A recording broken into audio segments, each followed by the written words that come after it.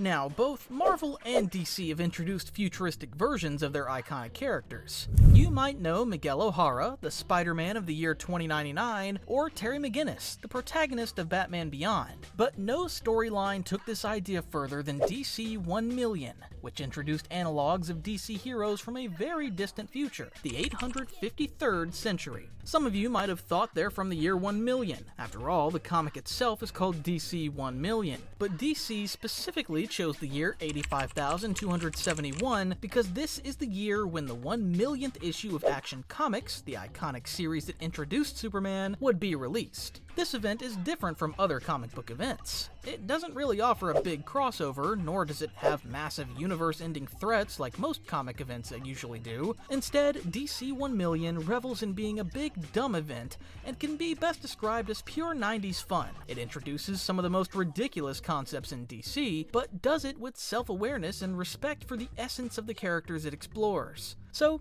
in today's video, let's explore DC 1 Million, the future variants of the Justice League, and how DC reimagined their most iconic characters. The story of DC 1 Million begins on the Justice League's Watchtower, where a future version of the team suddenly appears. No announcement or anything, they just show up. They introduce themselves as the Justice Legion Alpha, a name that merges Justice League and the Legion of Superheroes, the premier team from the 31st century that frequently appeared in DC Comics. Interestingly, the Flash of the team is called John Fox, who had previously fought alongside Wally West in earlier comics. He's originally from the 27th century, but after exploring the time stream, settled in the distant future and became the Flash of the Justice Legion. The team arrives with astonishing news. Superman of the 20th century is still alive in the far future. It's explained that after everyone he ever loved died, Superman left Earth and traveled across the entire DC universe. His journey lasted until around the 700th century, after which he bathed in Earth's sun for 15,000 years, and now he's about to emerge. To celebrate this monumental event, the Justice Legion Alpha invited people from across space and time to witness it. Upon their arrival, they explain how society functions in the future.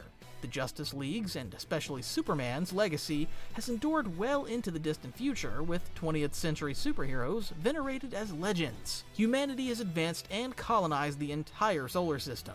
Most of the population lives within tesseracts, infinite spaces within finite containers, allowing for unlimited population growth and no harm to nature. The economy now revolves around the instantaneous sharing of knowledge via a telepathic communication system. The main commodity of the era is special badges that temporarily grant superpowers. Each member of the Justice Legion is assigned a planet to protect. Mercury is protected by this era's Flash. The planet has been described as the richest biosite in the solar system. As you may recall, information holds tremendous value in this era, so Mercury is considered the wealthiest planet, as it also houses the communications network for the entire system. Wally West is invited to participate in a race against himself as part of a showcase demonstrating the powers of the original Justice League. Even Wally is impressed by the speed at which information travels on Mercury. On the surface stand massive cities, alongside statues of superheroes who are greatly venerated in this era. However, Mercury also suffers from stark social inequality. Beneath the shining megacities, deep underground, lie the so-called data dynamos, which house the planet's poor. One of the residents discovers the Rock of Eternity and all its powerful artifacts. But her discovery is overheard by a wealthy man visiting the area, who decides to sabotage her efforts and claim the treasure for himself. He travels to the Rock of Eternity, but is followed by the woman's son. Inside the realm, he encounters an elderly Billy Batson, the superhero once known as Captain Marvel, who has seemingly been slumbering there for centuries. He's mistaken for the Flash due to the lightning bolt on his uniform. Upon waking, Billy first confuses the boy for his old friend Freddie Freeman. His memory is fuzzy, but slowly begins to return. The greedy man attempts to kill the boy, wanting all the wealth for himself. Luckily, Shazam intervenes and saves the boy, though he is still injured. The man then opens the realm to outsiders who flock in and loot the place, angering Billy. But his main concern remains the boy's survival. Upon returning, they discover that the boy's mother was trampled to death by the mob that rushed to the Rock of Eternity. Shazam then does something unexpected. Judging the boy's character, he passes a portion of his power to him, turning him into the new Captain Marvel of this era. Now, with Shazam as his companion, the boy sets out to reform Mercury's society for the better. Venus is quite different from Mercury, as it's not exactly open to everyone. It was colonized by the Amazons of Themyscira, who have preserved their customs and traditions well into the far future, including their long-standing rule that bans all men from entering. This effectively means that Venus is entirely off-limits to men. The planet's protector is, of course, Wonder Woman. The Wonder Woman of this era was born in a similar way to the original, crafted as a marble statue and granted life by the Goddess of Truth, who may be the original Wonder Woman, now ascended to godhood. Diana is invited to battle some of the Amazons, many of whom, being immortal, she already knew from her own time.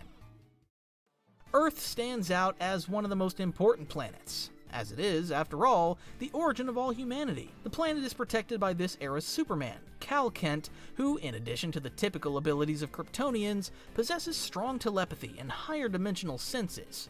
As Kal himself explained, one of Superman's descendants married the Queen of the Fifth Dimension. Naturally, members of the Superman dynasty inherited unique abilities from higher dimensional beings, as well as powers from other alien species. We also learn more about the Superman dynasty. After the original Superman left Earth, he was succeeded by a hero creatively named Superman Secondus. Over the centuries, all Supermen shared one common enemy: Solaris, an artificial malevolent sun. Solaris was created during the time of the original Superman, but went rogue and became an enduring threat for centuries. Eventually, in the 505th century, Solaris unleashed a so-called cancer plague on humanity. With no other option, the Superman of that era tried to end Solaris' tyranny for good. Instead of destroying it, he entered the sun and reprogrammed it from the inside, sacrificing himself in the process. Following this, Solaris becomes a force for good, and served as the solar system's second sun, providing warmth to distant planets like Neptune and Pluto. However, it enforced its law in a strict and authoritarian way,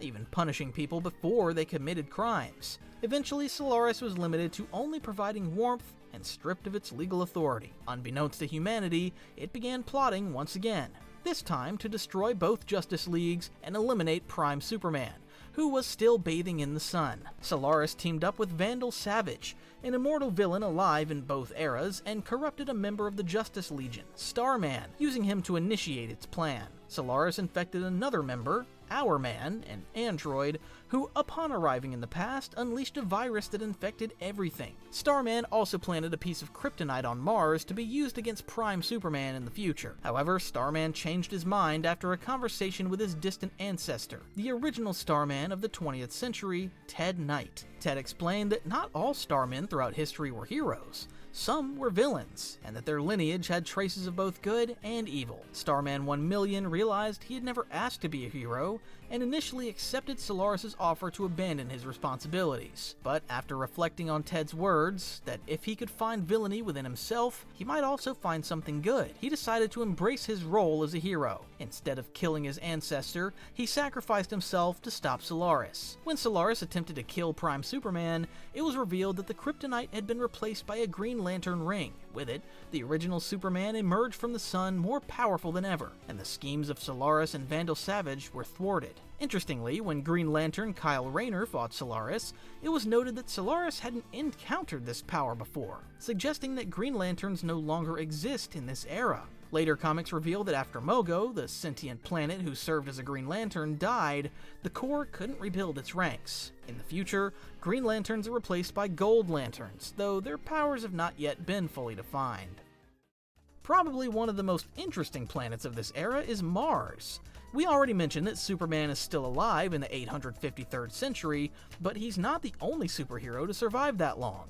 Martian Manhunter is also alive and well in this distant future, and his story is just as fascinating. Martian Manhunter continued being a hero, protecting Earth from countless cosmic threats. When humanity expanded into the cosmos, Martian Manhunter accompanied them as a guide and protector. But over time, he lost himself among alien races, taking on their forms and living their lives, hearing tales of himself only through legend. He drifted across the galaxy for ages, returning only in times of dire need, until one day he waited too long. Earth was invaded by a massive alien space robot that devastated the planet. No one could understand its motives. Only after the battle ended, and millions had died, did Martian Manhunter uncover the reason. The aliens were fleeing from an even greater threat, a destructive race known only as the Swarm. To prevent another catastrophe, Martian Manhunter set out to uncover this mysterious enemy. His journey lasted nearly 10,000 years, most of it spent asleep in a chamber, dreaming of Mars. When he finally reached them, he confronted the Swarm,